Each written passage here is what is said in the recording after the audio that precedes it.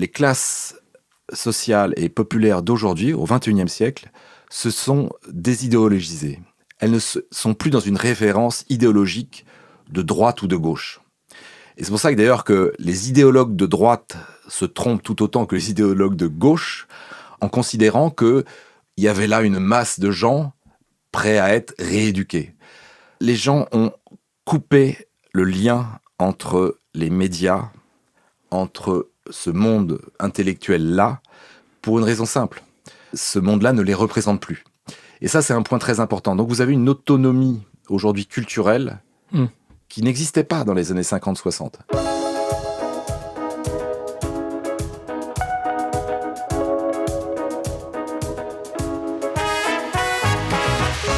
Bonjour à tous et bienvenue à un nouveau numéro de Contact. Mon invité de cette semaine, disons-le, je rêve de lui parler depuis un certain temps. En fait, depuis notre dernier entretien, c'était il y a 6 ou 7 ans, je ne me rappelle pas exactement. C'est à l'époque où je sévissais à Radio-Canada. J'étais très content du résultat et j'en suis toujours. Et je vous disais, quand on s'est revus récemment sur un plateau ici en France, j'étais content qu'on se croise. Absolument. Vous êtes ma baleine blanche. J'espère vous harponner en espérant que vous ne m'emmeniez pas au fond de la mer avec vous. Je vous présente Christophe Guilluy et bonjour. Bonjour. Merci de votre présence.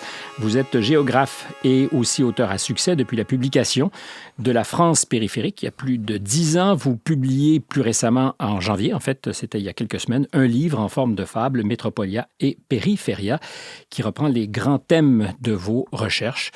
Comme s'il fallait peut-être un autre véhicule pour que le message arrive à destination.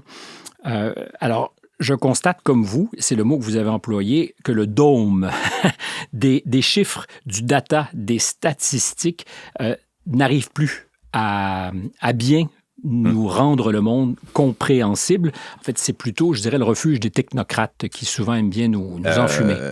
On n'a jamais été aussi inondé de chiffres, de cartes, de rapports, de synthèses. Les politiques sont noyés par les discours d'experts, une cartographie qui n'en finit plus de montrer les choses. Et c'est le grand paradoxe, ils ne voient plus rien. Je suis assez frappé de ce décalage entre l'accès à la data et l'aveuglement de nos élites. Et ça m'a fait beaucoup réfléchir parce que moi-même, j'ai participé à ça, puisque j'ai beaucoup produit. Vous êtes un scientifique. Bien sûr, j'ai beaucoup produit de cartes et naïvement, je pensais que ça suffisait. Pour me rendre compte d'une chose, c'est qu'il n'y a pas pire aveugle que celui qui ne veut pas voir. Et qu'on est exactement dans ce processus aujourd'hui, avec une impossibilité de comprendre son propre monde. Et c'est pour ça que j'ai voulu finalement, dans ce dernier livre, Métropolia et Périphéria, aller beaucoup plus loin finalement que les chiffres. J'allais dire que mon livre est peut-être le livre le plus précis sur la réalité. Cette fable philosophique ou métaphysique, en réalité, dit exactement l'impasse démocratique, culturelle dans laquelle se trouvent les sociétés occidentales, parce que bien évidemment, je parle pas seulement de la France, mais je parle d'un modèle. D'un modèle qui a ça de très spécifique par rapport à tous les modèles qu'on a finalement eus ces derniers même on peut remonter jusqu'aux années 50. Nous avions un modèle économique, un modèle politique aussi, qui était vertueux. Pourquoi ? Parce que il était au service du bien commun. Vous voyez, par exemple, ce qu'on appelle l'Occident, c'est d'abord la réussite exemplaire d'une économie qui arrive à intégrer tout le monde, les petites gens, et puis donc les ouvriers, les employés. Ça a donc déjà fonctionné. Ça a fonctionné, complètement. Mais ce n'était pas seulement économique, ce n'était pas seulement social. Il y avait un modèle social, évidemment, très présent en France, évidemment. Il y avait aussi des représentations culturelles. Moi, c'est ça qui me frappe. C'est quoi les années 50, les années 60, même quand on regarde les États-Unis ou quand on regarde la France ? C'est un modèle politique et culturel parfaitement calé à ce qu'est la majorité ordinaire, ce que sont les gens du pays. Et on avait finalement un grand cinéma américain, un grand cinéma français. Populaire. populaire, mais avec un grand P. Et d'ailleurs, c'est très, très amusant, c'est qu'à chaque fois que je fais une critique du modèle, on me dit mais tu es contre les élites, tu es contre les élites culturelles ou politiques du moment. Je dis non, je suis contre la médiocrité des élites culturelles et politiques du moment, mais je ne suis absolument pas contre évidemment toute la production culturelle de ces années-là. Et je rappelle par exemple, toujours, je donne un exemple qui me frappe toujours. Vous voyez, par exemple, il y avait Jean Renoir qui avait fait ce magnifique film, La Bête humaine, en 1938, sauf erreur. Donc, exactement au moment du Front populaire, 2 ans après le Front populaire. C'est qui Jean Renoir ? C'est quand même le fils d'Auguste Lenoir, Auguste Renoir. Un des plus grands peintres du XXe siècle. Voilà, on est quand même là dans l'hyper-élite culturelle française. Bon, vous avez Jean Renoir qui se met au service d'une représentation positive et complexe, parce que je rappelle que ce film donne pas une image très mythique du cheminot, mais on est dans la complexité, donc dans la complexité humaine de ce que sont les classes populaires. Et il nous fait un film absolument sublime. Et c'est ça, un modèle vertueux. Et je pourrais prendre les élites économiques telles qu'elles étaient dans les années 50-60 aussi. Ce qu'on a appelé en France le gaulo-communisme, c'est quoi ? De Gaulle, c'est pas la classe ouvrière. Ouais, s'en fout. Voilà, exactement. On a donc des élites qui se mettent au service du bien commun, de la majorité ordinaire. Parce qu'il y a quelque chose comme un bien commun sur lequel Exactement. on arrive à s'entendre. Absolument. Donc vous avez quelque chose d'assez vertueux, un modèle économique avec une réindustrialisation, une industrialisation, des salaires corrects, avec évidemment des inégalités, mais finalement la question des inégalités n'était pas tellement posée. On se posait d'ailleurs pas la question non plus de la mixité sociale. On avait sa place économiquement. Et on était représenté par des partis politiques qui vous représentaient, Parti communiste en France, etc.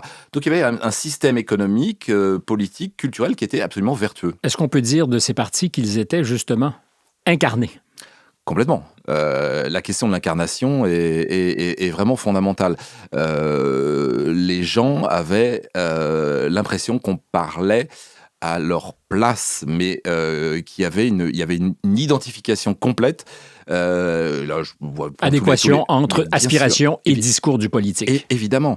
Et ce n'était pas quelque chose qui était travaillé, c'était quelque chose de très naturel. Vous aviez effectivement une technostructure aussi qui était au service du bien commun.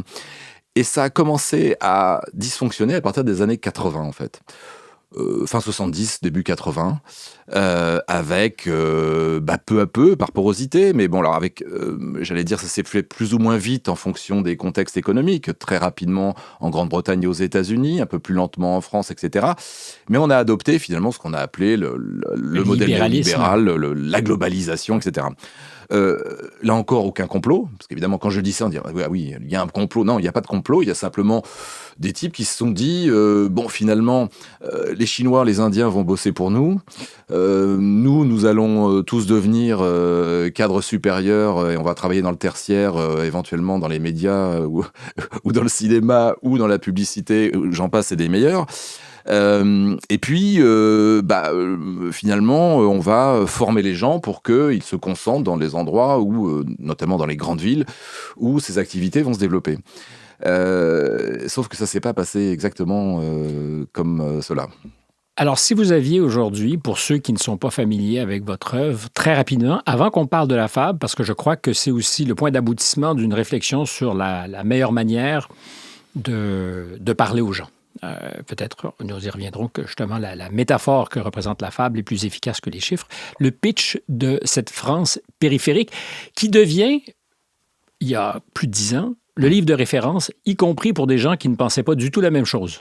Des adversaires politiques s'entendaient pour dire « Guy, lui, a mis le doigt sur quelque chose », jusqu'à ce qu'on se fâche éventuellement avec vous parce que vous répétiez trop ces choses qui étaient entêtées. Donc, le pitch.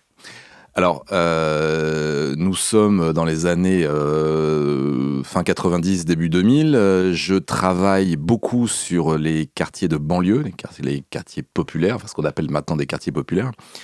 pour me rendre compte d'une chose, donc des grandes villes. Et puis, j'avais quand même quelque chose qui me travaillait. Mais évidemment, les classes populaires sont majoritaires, mais elles ne sont pas toutes concentrées dans ces quartiers-là. Et j'ai commencé à faire des cartes de répartition dans l'espace, des catégories modestes, populaires, ouvriers, employés, des petites gens, des petits propriétaires, des petits retraités, pour me rendre compte d'une chose, c'est que tous ces gens ne vivaient plus dans les grandes villes, mais étaient dispersés sur l'ensemble des territoires, qui pouvaient être des territoires ruraux, de petites villes, de villes moyennes. Bon, je me dis, tiens, c'était intéressant, je vais faire les mêmes cartes pour la Grande-Bretagne, et je constate exactement la même dynamique. J'ai fait les cartes pour les États-Unis, l'Espagne, l'Allemagne, et pour me rendre compte qu'effectivement, il y avait un modèle qui était en train de s'installer, mais j'allais dire presque de façon invisible, puisque l'idée, c'était de dire, on va concentrer les richesses et les emplois dans les grandes métropoles, donc finalement, c'est ça qui va compter. Et finalement, les autres territoires, on les a pas tellement observés. Et je suis arrivé à un constat, c'est que pour la première fois dans l'histoire occidentale, les catégories modestes ne vivaient plus là où se créait l'emploi. Et là, je me suis dit, bon, on va avoir un sacré problème Ce qui est tout à fait politique et culturel. l'inverse du mouvement migratoire de la révolution industrielle où les campagnes se vident pour venir vers les Complètement. villes. Et c'est une révolution substantielle. Complètement. C'est-à-dire qu'on est exactement dans un processus inverse. Et vous avez, les médias et les chercheurs qui ont accompagné ça, en expliquant que c'était pas très important finalement ce qui se passait dans les périphéries. Il fallait se concentrer d'abord sur les grandes métropoles. Donc on a focalisé essentiellement sur ce qui marchait, et de fait ça fonctionne. C'est qu'on n'a pas un modèle qui dysfonctionne. Quand vous regardez la création de richesses en Europe occidentale ou même en Amérique du Nord, le PIB n'a cessé d'augmenter. Sauf que il se concentre, et de plus en plus, dans certains points, et notamment dans les grandes métropoles. Et on a raté quelque chose, c'est que la majorité de la population, et notamment les plus modestes, ne vivait plus là. Et ce décrochage fait qu'on arrive à cette quasi-conclusion. Fait que Christopher Latch aux États-Unis l'avait fait un peu plus tôt, peut-être. Il est, pour nous deux, en tout cas, je crois, une référence intéressante. Il m'a ouvert les yeux sur beaucoup de choses. Il y a une sécession des élites, c'est-à-dire qu'elles ne vivent plus tout à fait. Alors, lui n'avait pas la géographie pour appuyer ce qu'il disait, c'était une intuition autrement fondée, mais ils ne vivent plus dans le monde avec ces petites gens. C'est ça. C'est-à-dire que... alors, évidemment, j'ai lu Lach, et c'est vraiment quelqu'un qui m'a beaucoup éclairé, évidemment. Je suis allé un petit peu plus loin. Je ne pense pas qu'il y ait... la question soit seulement celle de la sécession des élites. Il y a de fait une sécession des élites. Mais je ne vous mettais pas sous sa tutelle non plus. Hein. Non, bien sûr. Mais en réalité, ce qui s'est produit, c'est une séparation par porosité de l'ensemble des catégories supérieures. Donc c'est beaucoup plus important. Hein, on est sur 20, 25%, 30% de la population. Avec, vous avez des indicateurs, hein, une gentrification de l'ensemble des grandes villes. Alors, c'est vraiment frappant en France, c'est vraiment un modèle qu'on a même appuyé, hein, que la technostructure a appuyé, une espèce d'hyperconcentration des catégories supérieures, pour avoir finalement des espaces de plus en plus homogènes socialement, où les catégories modestes n'ont plus leur place. Parce que, bien évidemment, quand je regarde par exemple les prix de l'immobilier à Paris à 10 000 euros le mètre carré, vous ne pouvez pas loger des catégories modestes. Mais c'est vrai à Montréal, c'est vrai à Seattle aux États-Unis, c'est vrai à Bordeaux, c'est vrai à Lyon, c'est vrai dans de plus petites villes. C'est inaccessible à une portion importante de la population. Complètement. Et donc c'est pour ça que je dis, on a simplement laissé faire le marché. Il n'y a pas eu de complot, il suffisait simplement de laisser faire. Le marché immobilier laisse toujours la place aux gens dont la ville a besoin. C'est-à-dire que vous avez des mécanismes qui font qu'on va chasser les inutiles. Et dans un modèle qui cible et qui se spécialise dans l'hyper-tertiarisation, vous n'avez plus besoin des ouvriers, des employés, des petites gens. Et tout cela était très cohérent, puisque je rappelle quand même que nous avons des élites françaises qui, par exemple, expliquait qu'il était finalement assez rationnel d'avoir un pays avec des entreprises mais sans usines. Le modèle des entreprises sans usine, c'est un modèle que d'ailleurs les États-Unis ont aussi acheté. Sinon, il y a un mouvement de retour de l'industrialisation. Bien sûr, c'est-à-dire que tout ça fonctionne si les Chinois avaient bien voulu se contenter de fabriquer nos jouets. Sauf que les Chinois, comme les Indiens, se sont mis à l'hypertechnologie, eux aussi. Et bizarrement, ils n'ont pas besoin de nos ingénieurs. Ils les fabriquent eux-mêmes. Et là, et ça, c'est vraiment les 20-30 dernières années, les élites françaises ont commencé à comprendre que ce modèle-là n'allait peut-être pas produire ses effets. Plutôt que de dire... Parce que moi, j'ai pas de problème avec des gens qui me disent voilà, j'ai choisi un modèle, il ne fonctionne pas, je me suis trompé. J'ai pas de problème avec ça. Or, vous avez quand même quelque chose d'assez particulier, c'est que les élites occidentales ne disent jamais « je me suis trompé ». Cette phrase n'est jamais prononcée par personne. Non, il n'y a eu aucune erreur de commise. Il n'y a aucune erreur. Même là, on a une grande crise Ukraine-Russie, il n'y a aucune erreur. Voilà. Donc ça, c'est un préalable. D'ailleurs, on est dans un présentisme total, c'est-à-dire que ce qui a été fait ou mal fait avant-hier n'a aucune conséquence sur la manière d'aborder l'aujourd'hui. Voilà. Et il y a quelque chose de très facile là-dedans et qui a permis, comment dire, au système de perdurer. C'est que la représentation des sociétés occidentales a essentiellement été calée sur le marketing publicitaire. Avec cette idée qu'il n'y a plus de majorité ordinaire, il n'y a plus de peuple, il n'y a plus que des segments minoritaires. D'ailleurs, on l'avait eu, c'était assez clair au moment des Gilets jaunes en France. Vous avez donc ce mouvement massif de la France périphérique, avec des gens qui se réunissent, d'ailleurs de toutes origines, des jeunes, des vieux, des femmes, des hommes, bref, tout le monde était là, avec une opinion française qui se sent représentée par ce mouvement. 80% de la population a soutenu très largement ce mouvement. Donc un mouvement qui était quand même assez inquiétant pour le pouvoir, parce que là, vous aviez quelque chose qui devenait visible, à savoir... Le peuple existe toujours, quoi. Alors, il n'est pas exactement là où on pensait, mais il est majoritaire et il est en colère. Et il y a eu un moment très important pendant ce mouvement, c'est le moment où Macron a essayé de reprendre la main avec ce qu'il a appelé le grand débat. Et le grand débat, c'était quoi ? C'était de montrer une autre représentation de la société. Alors là, pour le coup, elle était parfaitement panélisée. Il a reçu les maires ruraux, puis les femmes seules, puis les jeunes, puis les vieux, puis les minorités. Bref, on avait un patchwork absolument merveilleux qui me rappelait exactement le There is no society de Margaret Thatcher. Ce qui est vraiment frappant, c'est que vous ne pouvez pas faire de politique avec des représentations tronquées de l'espace et des classes sociales. Moi, ce que j'ai essayé de faire avec la France périphérique, c'était de rendre visible ce qui était invisible. Et moi, je suis arrivé avec mes petites cartes, naïf. Je pensais que ça ne poserait pas de grosses difficultés à montrer une réalité. Et j'ai compris une chose, c'est que ma représentation, tout objectif qu'elle était, ne rentrait pas dans le cadre, j'allais dire, du narratif dominant. Absolument. Et là, il y a quelque chose qu'il faut bien comprendre, c'est que, c'est d'ailleurs le géographe Yves Lacoste qui le disait, la géographie, ça sert d'abord à faire la guerre. Alors, il ne s'agit pas de guerre réelle, quoique, il s'agit d'imposer un point de vue. C'est-à-dire, quand vous faites une carte, vous montrez quelque chose. C'est une représentation. Absolument.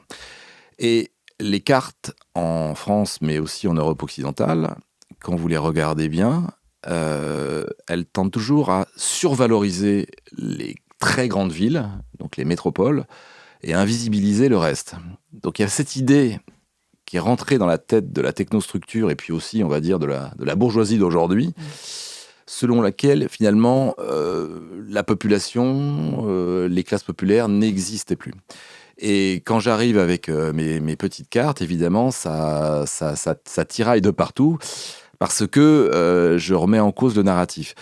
Il n'empêche, aujourd'hui, et c'est ce que j'avais indiqué depuis très très longtemps, toutes les contestations, qu'elles soient sociales, politiques, culturelles, viennent de périphéria, viennent de la France périphérique, mais on pourrait dire aussi le Canada périphérique, parce que je me souviens quand même de ce mouvement des camionneurs. Oui. Voilà, Extraordinaire et incompris totalement par Complètement. ceux qui étaient aux commandes et qui voyaient un mouvement de sédition, qui voyaient sûr. quelque chose. Les mots sont toujours les mêmes d'ailleurs. Oui. Sédition. Je me rappelle très bien du départ du mouvement des Gilets jaunes.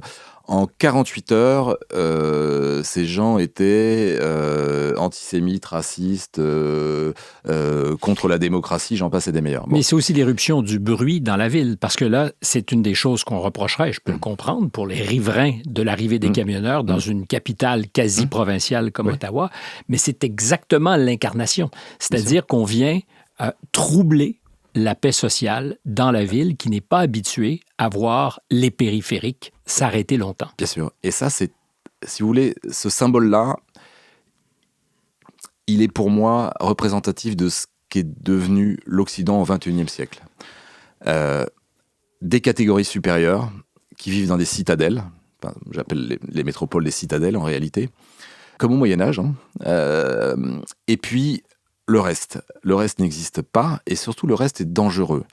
Moi, ce qui me frappe, c'est qu'à chaque mouvement social, à chaque moment électoral aussi, vous avez un état de sidération de la presse, des médias, du monde politique, des intellectuels. Que se passe-t-il? Qui sont-ils? D'ailleurs, vous avez une multiplication d'ailleurs des enquêtes. Que mangent ces gens? Que font-ils? Combien gagnent-ils? Enfin, Comme si on allait aux zoos pour s'informer de quelque chose que nous ne connaissons pas. Absolument. Ce qui est, mais sidérant. C'est-à-dire qu'aujourd'hui, les élites françaises ou les catégories supérieures françaises connaissent mieux New York, Montréal ou Milan que le département du Cantal ou du Cher. Mais réellement. C'est que, j'allais dire que c'est presque... les physiques même des gens qui occupent ces territoires sont inconnus. Je veux dire, c'est pour ça que bon, dans la fable, j'exagère un peu, mais je crois vraiment à ça, à cette idée de zoo humain et dans les têtes de tous les journalistes et décideurs. C'est-à-dire que quand vous avez quelque chose qui est de l'ordre de l'éruption, vous avez l'état de sidération et la peur qui vient tout de suite derrière. Attention, que veulent-ils? Je suis tenté de vous dire que même physiologiquement, nous ne sommes plus tout à fait semblables. C'est-à-dire Absolument. que les urbains et les gens de la périphérie, les paysans aussi, qui existent toujours, ne se ressemblent pas. Non. J'imagine que c'est quelque chose d'horrible à dire, mais je ne le pense pas du tout, au contraire. Ouais. Mais il y a vraiment une physiologie type urbaine. Oui. Et si vous voulez, ce qui faisait qu'il y avait hier une connexion, c'était des représentations cinématographiques, mais aussi littéraires. C'est-à-dire que vous aviez des élites intéressées par leur propre peuple. Vous voyez, quand je fais Périphéria et Métropolia, c'est vraiment pour souligner le schisme culturel. Et pourquoi je parle de schisme culturel? C'est que les grands écrivains, les grands penseurs, sont des gens qui se sont alimentés à la sève de leur propre société. La sève de la société, ce sont les gens ordinaires. Vous voyez, pendant le Covid, on les a un peu fêtés. Les premiers de corvée. C'est pas seulement les premiers de corvée. Je pense que fondamentalement, les classes populaires, américaines, françaises, mais canadiennes, ne sont pas seulement des bras, ne sont pas seulement des cœurs. Mais ils sont l'âme des civilisations occidentales. Le socle, c'est ce que vous dites, c'est pas nécessairement la production intellectuelle, quoique elle peut être intégrée dans ce socle, mais il y a un socle civilisationnel important qui est fait de ces classes populaires qui ont pourtant été invisibilisées. Donc, le socle ne peut pas être socle si on ne le voit pas. Complètement. Et invisibilisé et dépossédé. C'est-à-dire que ne jamais oublier une chose, c'est pour ça que je parlais tout à l'heure des années 50 et 60. les classes populaires, on va dire la majorité ordinaire, ont construit, pas elles seules, évidemment aussi, c'est ce que j'expliquais tout à l'heure avec les élites de l'époque, etc., une connexion. Mais elles ont quand même construit la civilisation. Et à partir des années 80, elles ont été chassées de la civilisation qu'elles ont elles-mêmes construite. C'est tout le paradoxe. Et, comme si c'était construit. Bon, on n'a plus besoin de vous. Exactement, on n'a plus besoin de vous. Et là, on regarde ça avec nos télescopes depuis Metropolia. On dit, ah mais ils n'ont pas l'air contents avec leurs camions, avec leurs gilets jaunes. Mais que se passe-t-il? Pourtant, y a le ruissellement va vers eux. Ils ont un peu de prestations sociales. Mais que veulent-ils? Non, ils veulent être au centre de la société comme ils l'ont toujours été. Alors, j'ai une pensée en vous écoutant. Et souvent, j'en appelle à ceux qui nous écoutent aussi, qui sont les témoins de cette conversation. Et je me dis, c'est formidable parce que ce que vous avez, c'est un discours qui est le discours de quelqu'un qui aime, je pense, le peuple ou les classes populaires et qui n'est pas pour autant populiste. Et pourtant, il serait facile de dire, mais c'est un réac, ce mec, parce que vous êtes en train de contrer ce qu'est devenu le discours du progressisme. Or, moi, je suis un peu... Enfin, je ne suis pas du tout désorienté, je ne peux pas plaider ça, mais ça me laisse encore pantois que cet appel à ce que sont les valeurs populaires soit aujourd'hui perçu par une inversion totale de ce que sont les choses, comme une forme de discours réactionnaire. C'est pour ça que j'insiste sur la question de la civilisation. Vous voyez, sur les classes populaires, vous pouvez avoir un discours progressiste et puis un discours conservateur. Mais les deux vont finalement se rejoindre sur l'idée que finalement, la masse n'est pas très importante. Voilà. Je crois tout l'inverse. Je crois que c'est en réhabilitant, non pas par, charité ou parce que j'en viens, etc. C'est pas ça la question. C'est en se disant, une civilisation, c'est certes des grands hommes, des religions, une grande culture, mais une civilisation ne vit qu'à travers la multitude, ne vit qu'à travers un mode de vie. L'altérité, je vous dirais. Valeurs communes. Et c'est pour ça qu'on vit un moment absolument passionnant. Et c'est pour ça que la gauche et la droite sont complètement out là-dedans. D'ailleurs, on le voit bien, les grands partis traditionnels de droite comme de gauche sont... Bon, la gauche, on n'en parle même presque plus. Enfin, je veux dire, mais n'arrivent pas à comprendre ce qui se passe.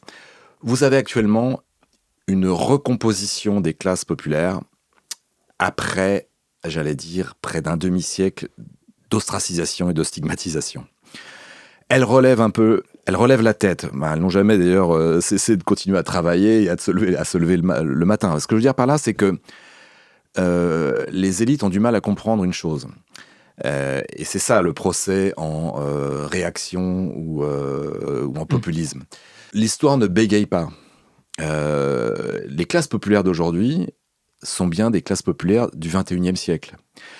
La bourgeoisie que je décris, c'est la bourgeoisie cool d'aujourd'hui, du XXIe siècle. Je ne confonds pas les choses. Les classes populaires aujourd'hui sont multiethniques, multiconfessionnelles.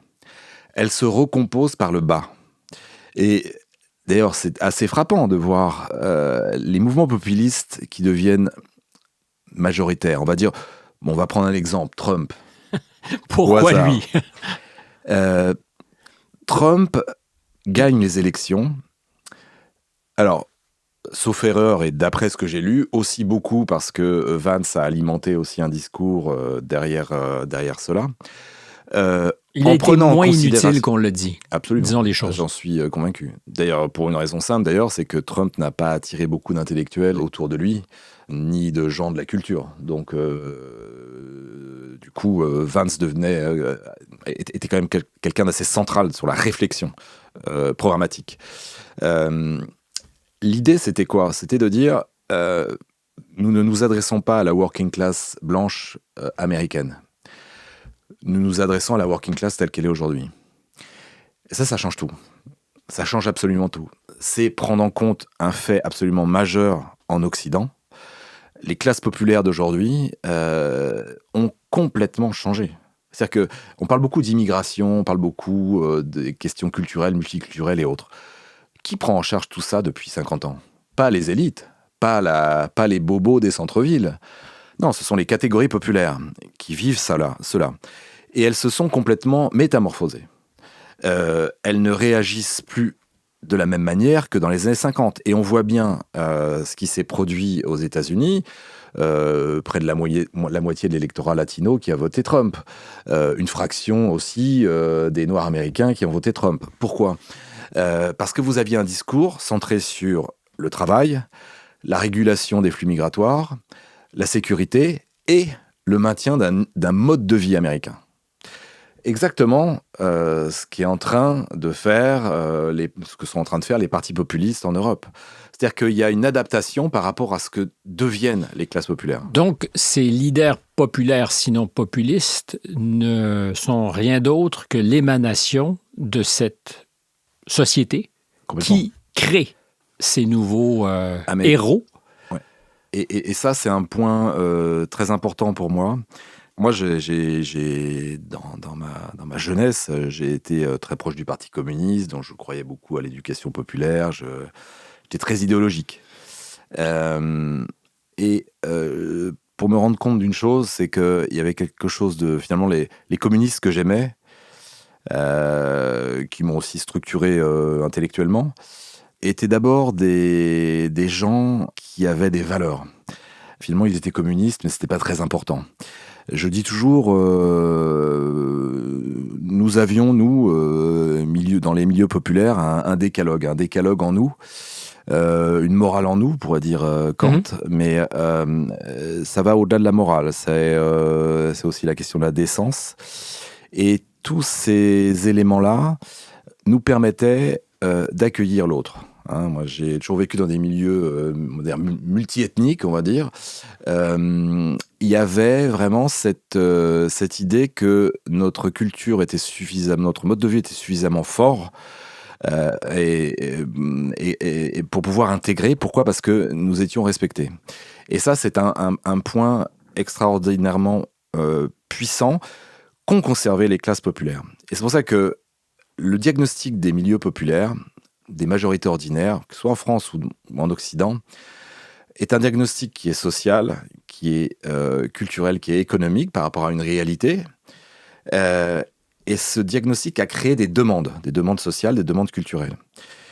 Et les partis populistes qui arrivent à surfer là-dessus gagnent, mais en s'adaptant à la demande. Je ne crois pas, ça c'est un discours typique, on va dire, de l'élite, à cette idée un peu facile de la marionnette populiste qui, tel Mussolini, montre la direction au peuple. Je ne crois absolument pas à ça. Donc c'est du bas en haut que ça se passe. C'est du bas en haut. Et pour une raison simple, c'est que les classes sociales et populaires d'aujourd'hui, au XXIe siècle, se sont désidéologisées. Elles ne sont plus dans une référence idéologique de droite ou de gauche. Et c'est pour ça que d'ailleurs que les idéologues de droite se trompent tout autant que les idéologues de gauche en voulant aller faire, en considérant qu'il y avait là une masse de gens prêts à être rééduqués. Les gens ont coupé le lien entre les médias, entre ce monde intellectuel-là, pour une raison simple. Ce monde-là ne les représente plus. Et ça, c'est un point très important. Donc vous avez une autonomie aujourd'hui culturelle qui n'existait pas dans les années 50-60. Vous aviez des références. La classe ouvrière était très connectée à l'idéologie du Parti communiste, etc. Avec ses journaux. Avec son etc. Cinéma. Là, vous avez une impossibilité pour les gens ordinaires de se connecter. Pas parce qu'il y a un je m'en foutisme, une anomie, une imbécilité plus grande dans les milieux populaires. C'est pas ça du tout. C'est que la représentation culturelle qu'on leur renvoie n'existe pas ou est dévalorisante. Donc vous ne pouvez pas vous diriger vers une offre politique ou culturelle Vous voyez, par exemple, le cinéma. On va dire le cinéma. J'aime beaucoup le cinéma. Enfin, j'aimais plutôt. Le cinéma français d'aujourd'hui est un cinéma, on va le dire vite, mais qui est le cinéma de la bobocratie parisienne. Bon. Qui fait des flops dans tous les cinémas de Français de Navarre, mais c'est pas grave puisqu'il est essentiellement subventionné, d'ailleurs par l'argent des classes populaires. Mais bon, passons. Non, mais c'est pas anecdotique ce que vous dites. C'est que la culture est aussi produite par l'argent de ces petites gens qui ne se retrouvent pas dans les produits culturels. Complètement. Et vous voyez, elles ne vont pas aller dans la salle de cinéma. C'est que les films se jouent devant des salles vides. Et je reprends la métaphore pour la classe politique depuis 20-30 ans. La gauche comme la droite jouent devant des salles vides. Les vieux partis politiques de gauche comme de droite ne font que représenter, j'allais dire, une classe moyenne qui n'existe plus. D'ailleurs, c'est pas un hasard si ce sont des partis qui attirent essentiellement des retraités. Ou pour la gauche, des fonctionnaires, mais on va dire c'est le monde d'hier, c'est pas le monde d'aujourd'hui. Et c'est tout le paradoxe, c'est que les partis populistes d'aujourd'hui attirent des actifs, des jeunes et des jeunes actifs. Mmh. Ce qui Trump est complètement appuyé par des jeunes. On n'imaginait pas que les jeunes puissent réagir positivement. Absolument. Et au contraire, c'est une base importante pour lui. Sûr. Et d'ailleurs, c'est très intéressant, c'est de voir l'électorat dans lequel il a le plus chuté pour ces dernières élections, l'électorat vieux et blanc. Voilà. Donc, comme on dit, c'est contre-intuitif, c'est-à-dire que vous avez là des catégories qui surréagissent à un discours dit populiste. Pourquoi ? Alors, le discours simple, ou simpliste des élites, c'est pas parce qu'ils sont imbéciles. Il faut absolument que les médias soient un peu plus contrôlés. Il faut absolument leur expliquer comment ça marche. Vous pensez vraiment que ça se dit aussi brutalement ? Évidemment, ça ne se dit pas aussi brutalement, mais c'est ce qu'ils pensent. Fondamentalement, les gens se trompent. Ils se leurrent. Mais alors, je vous cite justement là-dessus. Vous dites « la classe politique et médiatique », donc liée à la hanche peut-être, est biberonnée par une vision qui est totalement fictionnelle, c'est-à-dire qu'on ne voit plus le réel. C'est fin donc de la classe moyenne et intégrée, dont vous parliez tout à l'heure, fin de la représentation politique, c'est-à-dire que ces gens n'existent plus ni médiatiquement, ni politiquement. Oui. Et c'est bien pourquoi, en fait, ils vont chercher, j'allais dire presque désespérément, à dire dans les urnes, nous existons. Ça peut prendre des formes très étranges. On a cité tout à l'heure le cas des camionneurs canadiens. Quand même, personne n'y avait pensé. C'est une éruption. Voilà. En France, ils ont enfilé un gilet jaune. En Grande-Bretagne, ils se sont servis du Brexit. Ils sont même servis de Boris Johnson. Quand même le faire. Les ouvriers de la working class qui choisissent le bobo londonien qui vient de la City. Enfin, je veux dire, il aurait été la marionnette d'une réaction populaire davantage que lui aurait instrumentalisé. Mais complètement. C'est exactement ça. Je veux dire, pour avoir rencontré quelqu'un qui avait travaillé pour Boris Johnson, je sais très bien, ils ont axé leur campagne sur le Yorkshire, etc., qui n'était pas intuitivement ce qu'ils auraient fait. Et c'est comme ça que Johnson a gagné. De la même manière, regardez les États-Unis, c'est assez frappant.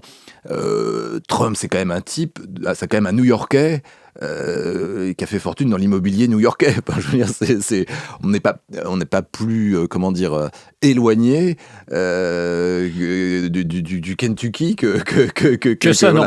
Voilà.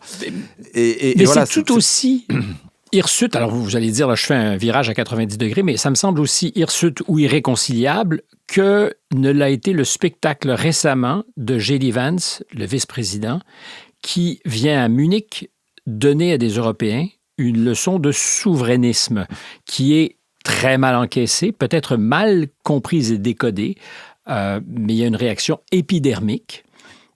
Mais oui. Et c'est l'Américain qui dit il y a des valeurs qui transcendent, alors peut-être qu'il nous dupe tous, mais il dit il y a des valeurs qui transcendent l'argent, le marketing, ce pourquoi les États-Unis on pourrait le penser, été mis au monde. Ce qu'ils ont perfectionné, disent non, il y a quelque chose de plus profond. Bien sûr. Et c'est un clash total. Ah ben oui. Et il s'est comporté comme un hérétique. Là, pour le clergé, c'était impossible. Je veux dire, moi, ça m'a vraiment frappé, quoi. Il est arrivé dans le salon européen avec derrière lui le peuple américain. Parce qu'avant d'être un intellectuel, un idéologue, tout ce que vous voulez, il arrivait armé d'une victoire, la victoire de Périphéria.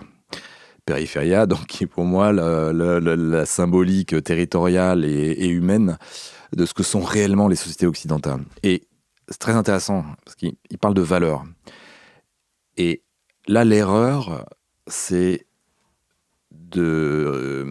d'imaginer que tout cela ne viendrait que du conservatisme américain. Il y a ça, évidemment, chez Vance, mais pas seulement.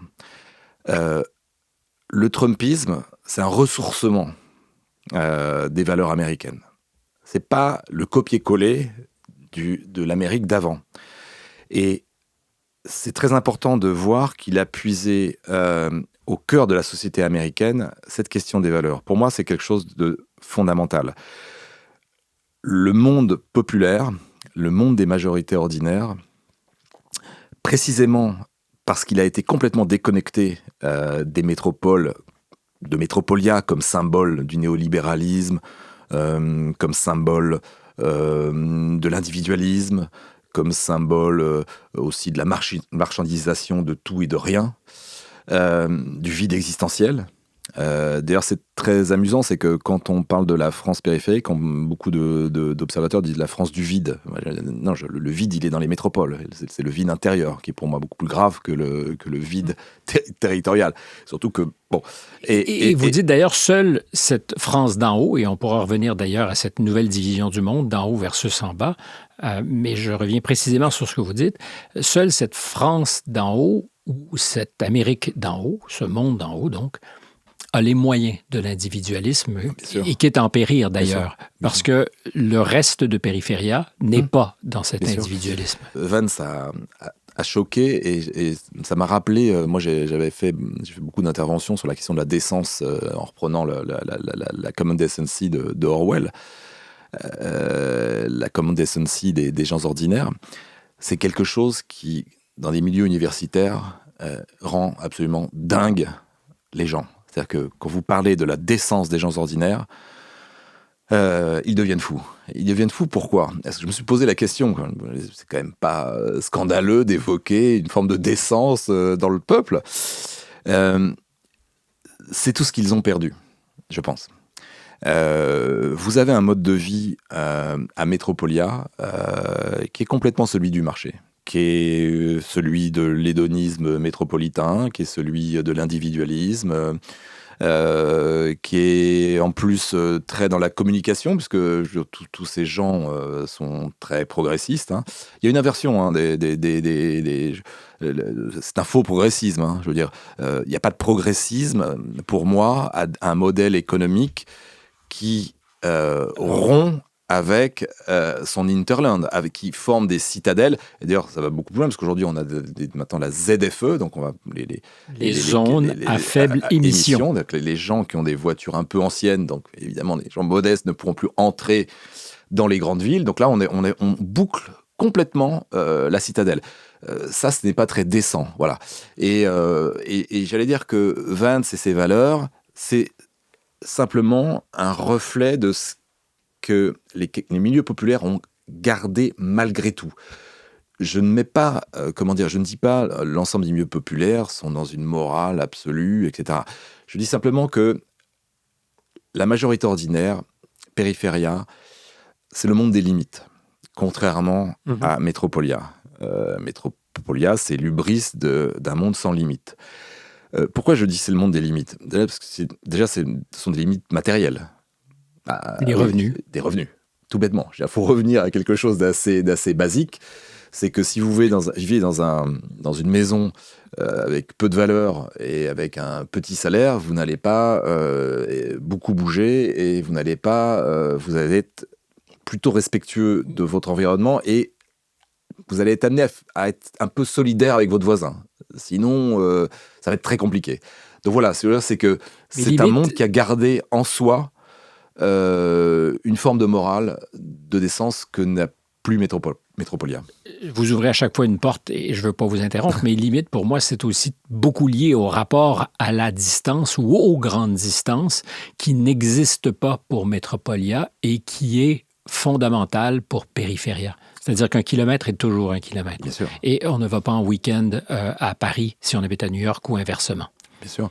D'ailleurs, on ne va pas non plus en vacances. Je rappelle quand même en France, 45% des gens ne vont jamais en vacances. C'est pas... La moitié. Oui, presque la moitié.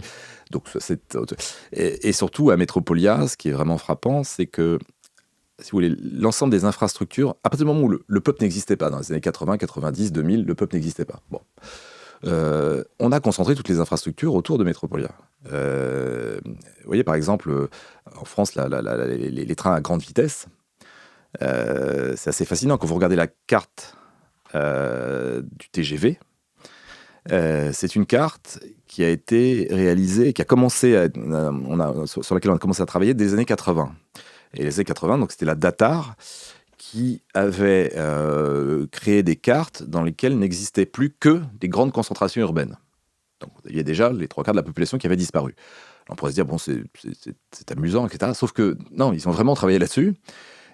La logique, vous tirez le fil, c'est 30% des gares ferroviaires qui ont été fermées. Bon. Et puis après, ce sont des services publics qui ont été fermés dans ces territoires-là, puisque ce n'était pas représenté sur la carte. Ça ne fait pas partie de la carte. Aujourd'hui, les TGV vont essentiellement sur les littorales, relient les grandes métropoles, et puis les lieux de villégiature de la bourgeoisie urbaine. Je suis assez frappé par une chose, et d'ailleurs c'est pour ça que j'avais commencé les dépossédés sur ce point, la question de la gentrification des littoraux, qui vient donc après la gentrification des grandes métropoles. Hier, il y a encore 30 ans, les littoraux très embourgeoisés, c'était essentiellement la Côte d'Azur, on va dire la Méditerranée. Aujourd'hui, l'ensemble des côtes françaises sont aujourd'hui inaccessibles pour le commun des mortels. De la Bretagne à la côte basque, c'est aujourd'hui hors de prix. Et les pêcheurs, d'ailleurs, plus là où ils devraient habiter. Alors voilà, et vous avez une violence sociale presque invisible, que je résume ainsi. Le jeune issu de milieu populaire du littoral atlantique ne peut plus vivre là où il est né. Tout simplement. Voilà, il peut pas acheter, il peut pas se loger, il peut pas louer. Il est expulsé. Il est, gentiment, lui dit. D'ailleurs, c'est ça l'explosion du ce qu'on appelle le rétro-littoral. En fait, ce sont les zones dévalorisées, plus rurales. Voilà, il va devoir habiter là-bas. Et dans le même temps, vous avez des cadres supérieurs très progressistes, avec un discours très, très environnemental toujours, qui vont acheter ce qu'ils appellent la cabane de pêcheurs avec la bouée qu'on va installer sur la porte. Pour ne pas se noyer. Alors, je vous cite justement dans les dépossédés parce que c'est l'incarnation de ce que serait le progressisme aujourd'hui. Tous les sujets relèvent en fait de la même ambition, imposer un modèle inégalitaire en s'offusquant de la richesse des ultra-riches, imposer la société multiculturelle en se protégeant de la diversité, mettre en avant un écologisme radical, mais continuer à favoriser la métropolisation et un libre-échange mondialisé qui, lui, est destructeur.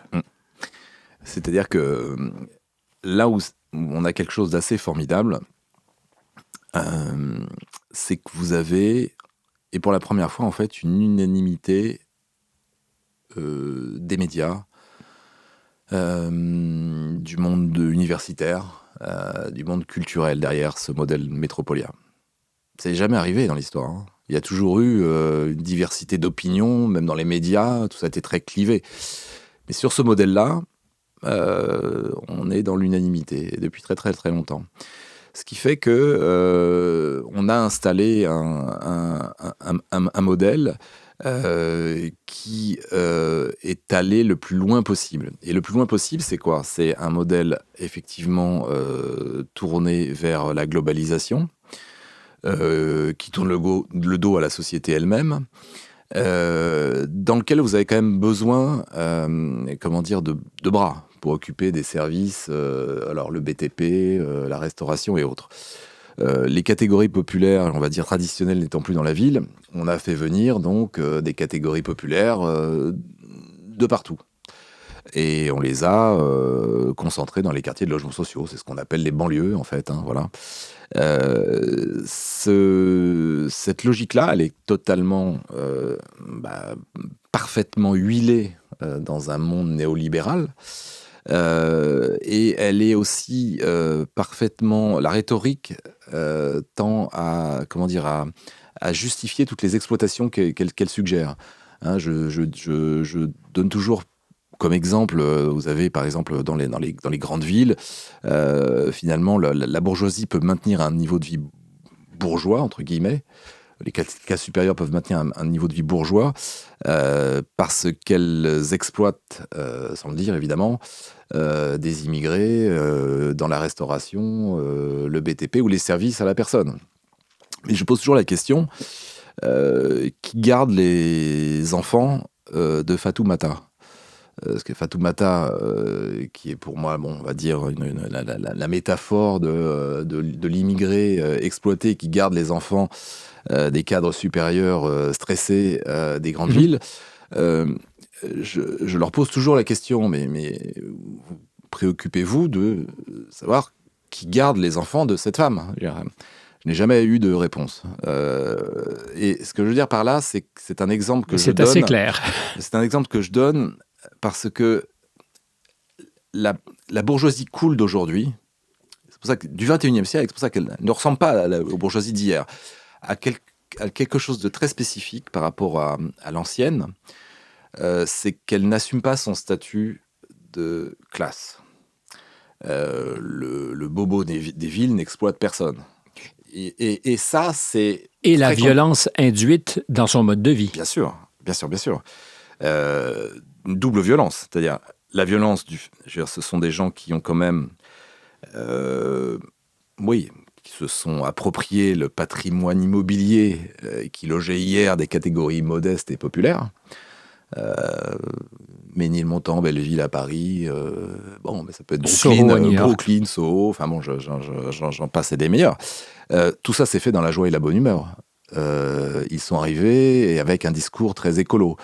On va piétoniser, on va rendre la ville un peu plus verdir, etc. Tout ça est toujours très cool. De la même manière, j'exploite des immigrés, mais je suis très cool, je donne finalement, je permets à cette personne d'avoir un emploi. Enfin, voilà. Vous voyez, il y a un langage inversé qui est très spécifique à cette bourgeoisie-là. Celle d'hier, si on prend la bourgeoisie traditionnelle... Elle assumait peut-être son mépris. Alors, elle assumait au moins son statut de classe. Oui, je rigolais. Non, mais il y avait vraiment cette idée que, j'exploite l'ouvrier, mais voilà. Et avec aussi une grande différence, c'est que la bourgeoisie d'hier était connectée à l'industrie. Donc aussi aux catégories populaires qui faisaient cette industrie. Là, vous avez finalement une richesse qui se crée dans les grandes métropoles, qui est une richesse tertiarisée. Totalement décorrélée du territoire même. Donc c'est beaucoup plus facile. Sauf qu'à la fin, c'est pour ça que je dis que, reprenant, pour moi tout ça, c'est vraiment la comédie humaine d'aujourd'hui. Mais comme Balzac a beaucoup écrit sur la petite bourgeoisie et la grande bourgeoisie, j'observe ça dans les grandes métropoles aujourd'hui. Vous avez une petite bourgeoisie intellectuelle, pas très riche, mais quand même bien intégrée culturellement. D'ailleurs, qui va plutôt voter Mélenchon en France, ou à gauche ou à l'extrême gauche, et puis une bourgeoisie un peu plus installée qui va plutôt voter Macron. Mais déjà, ce qu'on décrit un monde avec les mauvais mots, parce que vous dites à gauche, moi je pense qu'ils sont en haut, en fait. Ils sont en haut, c'est-à-dire tout de droite ou de gauche qu'ils soient, ils sont en haut, et ils ne sont pas avec les gens d'en bas. Alors, ou ils le sont peut-être faussement. Alors... c'est l'homme de gauche qui vous dit ça, c'est que de fait, la gauche c'est le haut maintenant. C'est-à-dire que la majorité, je rappelle, des catégories supérieures vote à gauche. Et puis bon, j'avais écrit un article en 2001, juste avant l'élection du maire de Paris, Delanoë. Donc ça a été la grande bascule finalement de droite à gauche de la ville de Paris. J'avais dit, si Delanoë gagne, il gagnera grâce à la nouvelle population qui émerge à Paris, donc ces bourgeois bohèmes. Mais surtout, la symbolique sera l'enfermement de la gauche. C'est-à-dire que la victoire de Paris, et d'ailleurs la victoire des grandes villes à gauche, en fait, à gauche ou gauche libérale, etc., pour moi, ça a été le cimetière de la gauche. C'est-à-dire qu'il y a un enfermement des partis de gauche dans les grandes métropoles qui disent leur déconnexion presque définitive avec les milieux populaires. Est-ce qu'il pourrait y avoir sécession de ces villes du reste du territoire? Alors, on est peut-être encore dans la fable ou dans ce qui ressemble à de la fiction, mais est-ce qu'on peut, sur un horizon moyen, imaginer que les villes demandent à se séparer de ce reste de l'Hinterland? Je vous rappelle que quand le Brexit est passé en Grande-Bretagne, vous aviez eu des mouvements pour l'indépendance de Londres. Oui.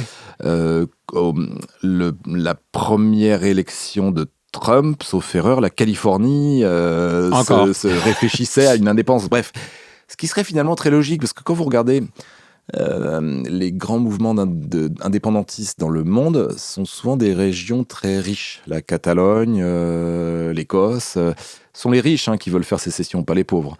Donc la logique serait effectivement qu'à un moment ou à un autre, les grandes villes demandent leur indépendance. Il se pourrait qu'un jour, ces catégories populaires disent « Nous, on ne veut plus rien avoir à faire avec vous et on fera sécession de notre côté ».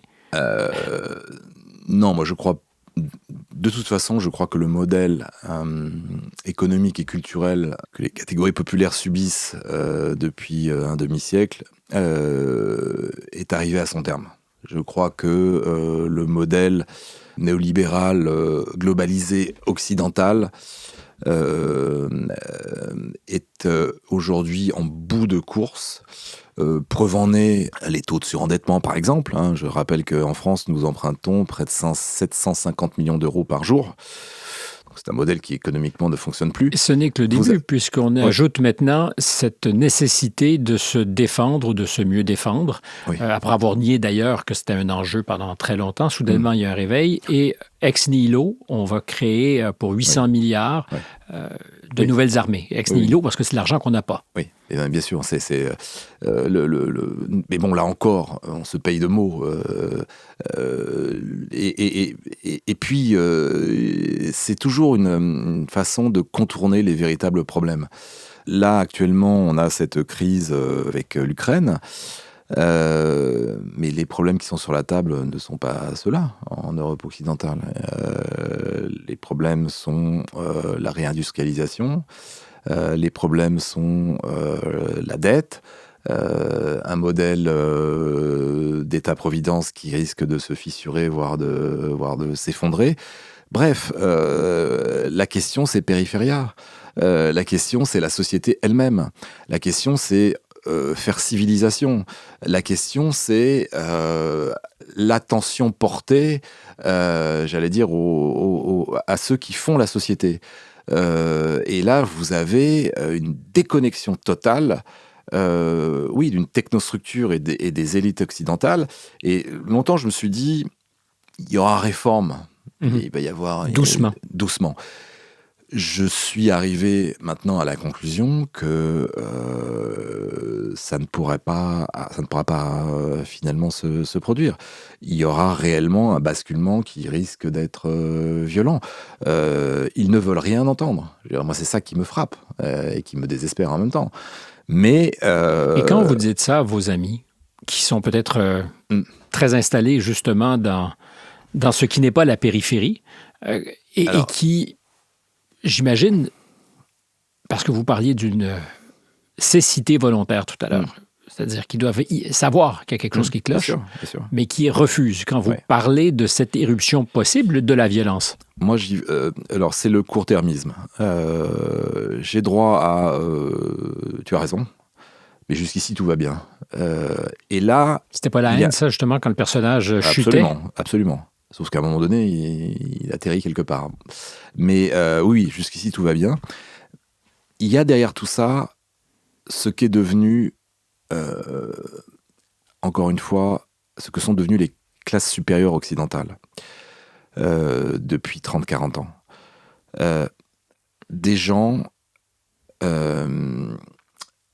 qui ont non seulement oublié le bien commun, mais qui se comportent comme des gens absolument immatures. Voilà. Il y a une forme d'immaturité.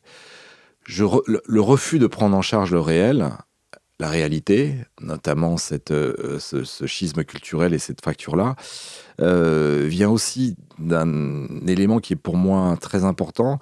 Les classes supérieures aujourd'hui refusent de basculer dans l'âge adulte. Et dans le refus de voir la réalité telle qu'elle est, je crois qu'il y a vraiment ça. C'est quelque chose de... Et donc, cette idée que, bon, on va encore quelques minutes, monsieur le bourreau, bon, je prends rien en charge. Voilà, ça, c'est vraiment quelque chose qui me frappe. Ouais. Des responsabilités? Oui. Ou des responsabilisations? Ah oui, complètement. Et c'est ça aussi, cette idée que la nation n'existe pas. D'ailleurs, c'est pour ça que David Goodhart, qui avait parlé des somewhere et des anywhere, ils sont même pas de nulle part. Ils défendent leur patrimoine. Ils sont très attachés d'ailleurs à leur mode de vie métropolitain. Les anywhere. Ouais, c'est-à-dire que je pense que les anywhere, en fait, ne cessent de dire on est chez nous et on n'a pas envie que ça change, quoi. Et s'il faut se claquemurer dans des citadelles, on le fera. Et ils n'ont pas compris une chose, c'est qu'ils sont minoritaires et que le basculement culturel, il est enclenché. Faut pas oublier ça. Mais le basculement n'est pas que culturel à terme, c'est-à-dire qu'il devient autre chose. Il devient incarné, encore une fois, dans un projet beaucoup plus violent. Bien sûr. C'est-à-dire que c'est pour ça que moi, j'essaie de m'intéresser à ces forces telluriques qui sont en train de faire basculer l'Occident tout entier. Il y a deux choses. Il y a effectivement le monde change, le monde multipolaire. La question de la réindustrialisation, elle s'impose à l'Occident. Je veux dire, c'est pas vrai qu'on peut faire des sociétés sans rien créer. Je veux dire, les services, c'est sympathique, mais il n'y a pas que ça. Et puis il y a la sève de la société, la culture, la civilisation. Et ça, c'est tourner le dos et reconnecter avec ce que sont fondamentalement les sociétés occidentales. Et là-dessus, je vois un basculement culturel qui est en œuvre. On parle beaucoup du Trumpisme, on parle beaucoup de Trump, mais d'ailleurs, c'est au moment où Biden a été élu, on m'a posé la question, mais est-ce que le Trumpisme, c'est fini? Mais je pensais pas forcément que Trump allait revenir, mais je dis, mais le Trumpisme... Ce qu'il incarnait n'allait pas mourir. Sûr. Ce basculement culturel, il est comment dire, il ne s'arrêtera pas. Ce sont des forces telluriques. Vous ne pouvez pas, je veux dire, c'est-à-dire que le basculement va se faire. Pourquoi ? Parce que économiquement, le modèle est à bout de souffle. La métropolisation, le big is beautiful, c'est terminé. Même à un niveau environnemental, c'est absurde. Et d'ailleurs, j'aime beaucoup cette symbolique. Vous savez, par exemple, les grandes métropoles sont en train de... Beaucoup d'immeubles s'enfoncent. Littéralement. Littéralement. Alors, il y a le poids du béton, puis il y a aussi le captage des nappes phréatiques. Et d'ailleurs, il y a un exemple très, très clair, c'est Jakarta qui va être déménagé. Et d'ailleurs, on ne voit plus, d'ailleurs, c'est ce qu'on m'a dit, quand on arrive à Jakarta, la skyline, on la voit plus, quoi. Et d'ailleurs, il semblerait que même la skyline de New York ait un peu évolué aussi. Mais voilà, ce que je veux dire, c'est qu'il y a cette symbolique-là. Évidemment, on est dans la symbolique et dans la métaphore, mais oui, je crois que ce monde-là n'est plus pertinent écologiquement. Mais pourtant, il dicte les conditions de l'écologie. C'est ce même monde qui dit on va faire un Green Deal. Oui, mais ce n'est plus... Écoutez, c'est-à-dire que n'oubliez pas une chose. Pour la première fois dans l'histoire, la majorité ordinaire est autonome culturellement. Vous pouvez raconter tout le narratif possible, imaginable. Ça ne fonctionne plus. Ça ne fonctionne plus. Les gens ne veulent pas disparaître. Donc, ils ont un attachement existentiel à leur pays, à leur mode de vie. Ce que n'ont pas les gens qui vivent à Métropolia. Et j'allais dire par extension, à ce qu'ils savent aussi. C'est-à-dire que quand il y a un déni de réalité dans ce que devrait être le référentiel de tous, que ce soit les médias, le cinéma ou autre chose, on peut une fois ou deux se dire, j'ai peut-être mal vu, j'ai peut-être mal capté. Ouais. Mais si à répétition on ne se retrouve pas, on finit par être convaincu que l'on sait ce qu'on sait, quoi qu'on en dise ailleurs. Bien sûr. Est-ce que ça fait sens? Évidemment. Et puis surtout, à un moment donné, vous ne pouvez pas continuer à jouer votre pièce de théâtre devant une salle vide. C'est pas possible. Il y a un problème de financement à un moment donné. Je vous dirais que c'est le moindre des problèmes. C'est-à-dire qu'on pourrait accepter longtemps de jouer devant des salles vides. Ça ne marche pas. C'est-à-dire dans l'histoire, il n'y a aucun système économique, politique, même les pires dictatures, qui fonctionnent s'il ne sert pas à un moment ou à un autre l'intérêt d'une majorité. Là, on a symboliquement, et ça c'est ça l'aboutissement de la réflexion de Lâche, les citadelles métropoles qui en plus sont totalement homogènes culturellement, avec une espèce de folie absolue, quand on songe que 99% des prescripteurs d'opinion vivent dans les mêmes lieux. Je veux dire, ça ne fonctionne pas. C'est voué à disparaître. Donc, j'espère que tout ça va se faire, qu'il y aura un atterrissage en douceur, mais le basculement est enclenché. Et Trump n'est qu'un signe du grand basculement culturel. Et je le dis, en Occident. C'est-à-dire que on se pose beaucoup de questions sur l'avenir de l'Occident. Effondrement de l'Occident, déclin d'Occident. Enfin bon,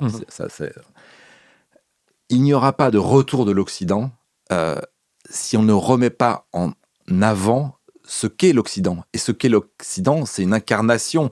C'est l'ouvrier, c'est l'employé. Ce sont les gens qui font l'Occident. Et d'ailleurs, c'est pour ça que je suis toujours très mal avec des réflexions conservatrices. Ou cette idée que l'Occident, ce serait quelques valeurs, quelques religions, etc. Non, c'est un mouvement, c'est quelque chose qui évolue. Et je crois que la reconnexion, elle va se faire presque mécaniquement. Donc, à défaut d'être le canari dans la mine, ça pourrait être le charognard dans la mine qui est en train de... Parce que c'est une image qu'on voudra sans doute lui coller à la peau, mais il pourrait être en train simplement d'être le signe annonciateur de quelque chose qui le dépasse largement. Ah oui. C'est beaucoup plus profond. C'est pour ça que moi, j'ai toujours été, ça fait 20 ans que je travaille sur ces sujets, plus de 20 ans même. Alors, j'ai toujours été convaincu par ce que je faisais. Alors, j'ai écouté les critiques. Vous avez déjà pensé contre vous, c'est-à-dire eu un doute où vous êtes dit. Oui, non, surtout que je délire. Non, j'étais, sûr de moi parce que j'avais quand même quelques années de terrain entre guillemets. Mais c'est surtout, je me suis dit, mais bon, peut-être que tu t'es trompé sur un point ou un autre, mais ce que je voyais devant moi, en fait, c'était une mécanique enclenchée, quoi. Mmh. Et qui dépassait toutes les analyses, toutes les idéologies. Moi, c'est ça qui me frappait à chaque fois et qui me frappe toujours. C'est une conviction que j'ai, mais je pense que c'est aussi ce que je ressens quand je rencontre des gens. C'est une volonté.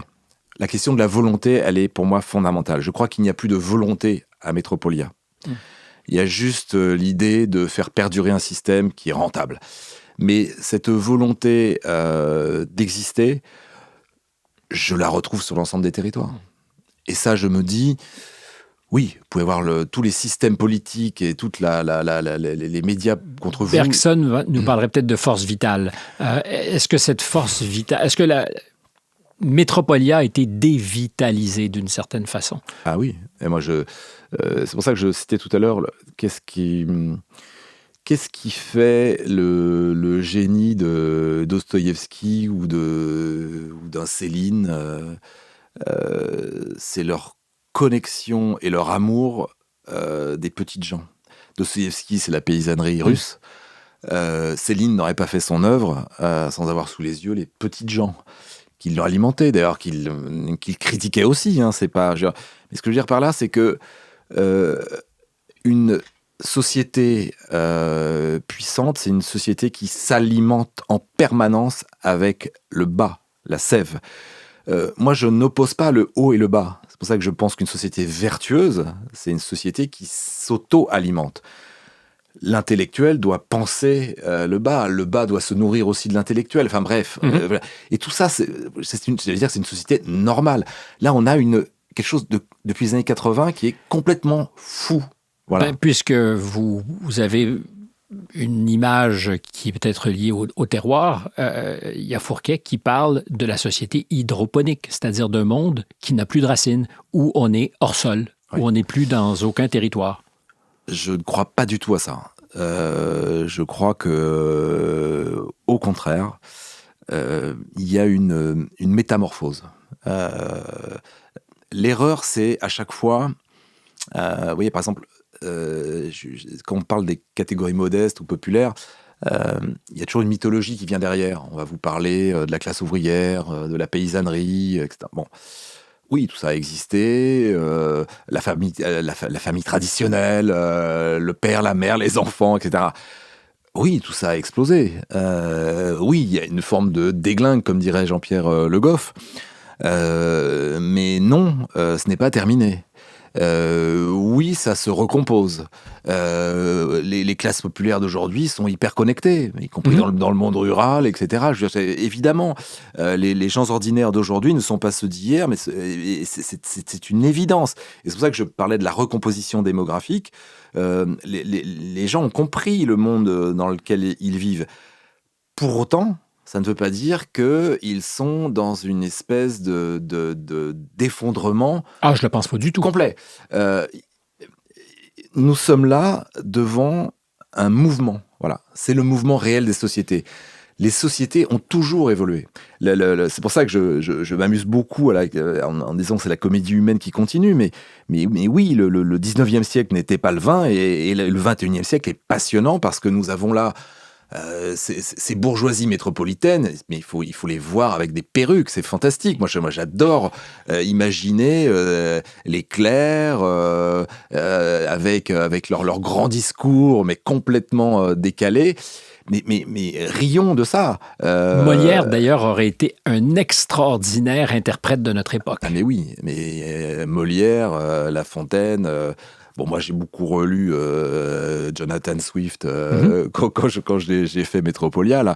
Mais évidemment, c'est-à-dire que là, il y a... Et d'ailleurs, moi, ça m'intéresse, ça. C'est-à-dire que je me dis, qu'est-ce qui reste du XVIIIe siècle ? Il reste des fables, il reste des grands livres, mais il n'y a pas de chiffres. Et finalement, je me dis, mais on est arrivé dans une époque tellement caricaturale. On le voit dans les médias, hein, c'est quasi impossible de parler. Enfin, je veux dire, quel est ton camp aujourd'hui ? Ah, c'est très cadré. Donc voilà, c'est très, très, très cadré. Donc tu parles pour Métropolia ou tu parles pour Périphéria. C'est pas gauche-droite d'ailleurs. Hein, voilà. Est-ce que tu parles pour les gens ordinaires ou est-ce que tu parles pour nous ? Et très clairement, quand on est du côté des médias, il vaut mieux parler pour les médias. Bon voilà. Mais les gens ont parfaitement pigé ça. Les codes sont parfaitement compris. Ah mais oui, parfaitement. Et c'est ça qui me frappe, c'est que on part toujours du principe que les gens ont besoin de décodeurs. Non, ils ont parfaitement pigé qui est qui et qui fait quoi.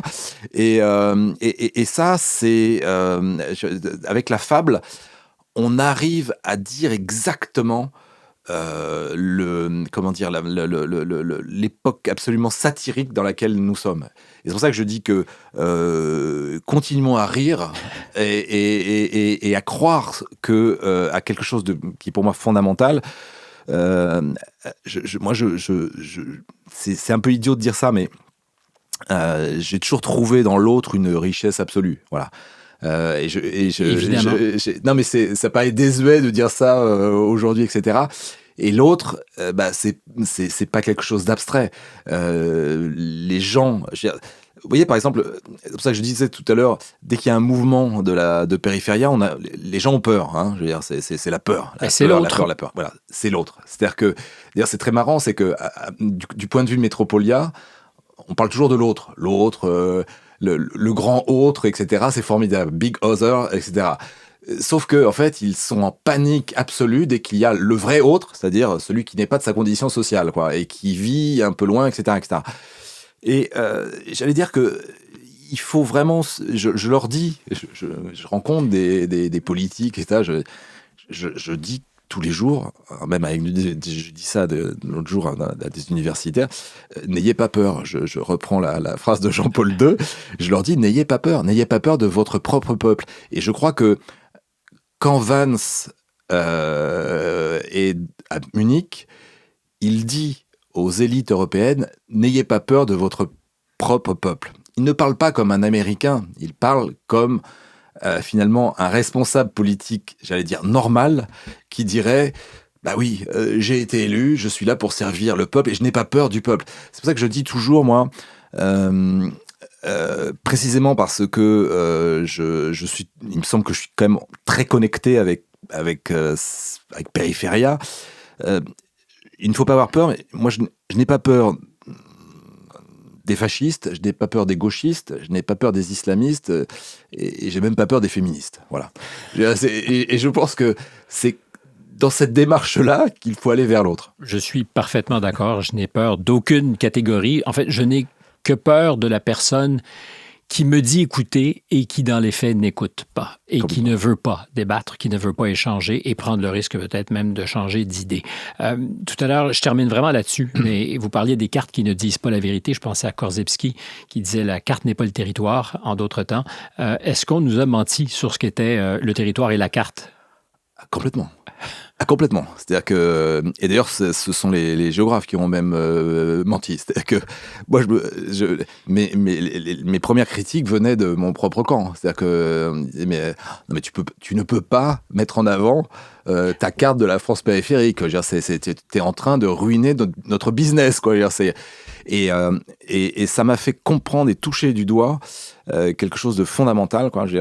Qui détient la carte va pouvoir détenir le champ politique. Voilà. Donc, si vous imposez votre carte, vous avez gagné.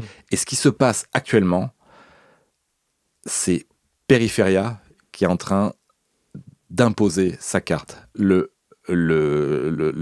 centre névralgique de l'Occident est en train de rebasculer du côté de Périphéria. Et c'est un moment absolument, mais incroyable. Je pense que voilà, les 10-15 prochaines années... Mais vous prêchez un converti. Voilà. Vous le savez, parce que vous aviez fait vos devoirs. Mon émission au Québec s'appelle « Une époque formidable », parce que je pense que nous vivons vraiment une époque formidable. Et je ne crois pas que ça soit une expérience nihiliste qui confine à des délires de fin du monde. Je crois qu'au contraire, c'est la vie qui est en train d'être réhabilitée. Complètement. Christophe Guilluy, ça a été passionnant. Merci. J'espère que nous reprendrons peut-être à une époque formidable parce que je vous ai lancé l'invitation, donc avec devant plaisir. témoin. Est-ce que j'ai oublié de vous poser une question? Est-ce qu'il y a quelque chose qu'on aurait dû ajouter? Je ne crois pas. C'est parfait. Alors, si oui, on se retrouve pour le faire prochainement, peut-être à la télévision. Merci à vous qui avez accepté, quoique c'est un peu la télévision que nous faisons, qui avez accepté de passer, ma foi, 7 heures et même davantage en notre compagnie. Jeanne Croteau à la réalisation, Philippe Lorange à la recherche, Stéphane Bureau au microphone. À tous, merci beaucoup, à bientôt.